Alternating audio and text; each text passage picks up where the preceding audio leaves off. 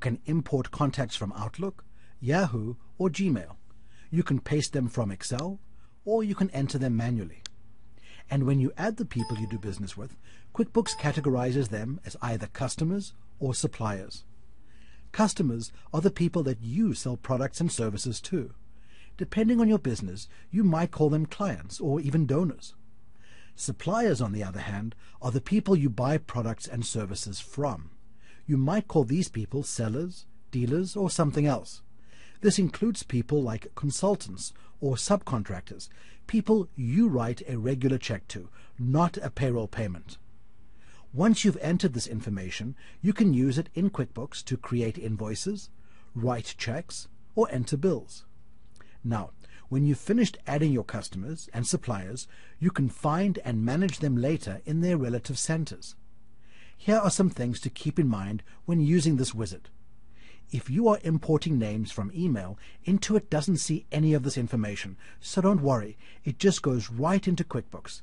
And if you have lots of contacts in your email, like I do, QuickBooks lets you choose which contacts you want to bring in and which ones you don't.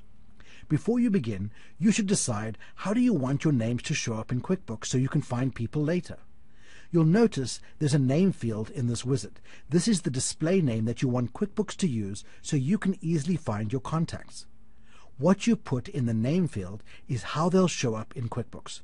For example, if you want them to show up surname first or first name first, or maybe you want them to show up by company name, then that's how you should enter them in this field.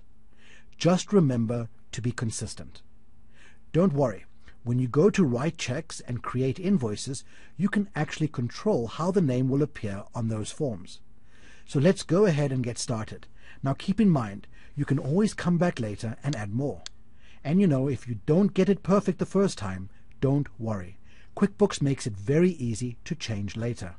Oh, and if you need to add more information later, you can return to the Add Info window anytime by selecting Help, Quick Start Center from the menu. Then click Return to Add Info.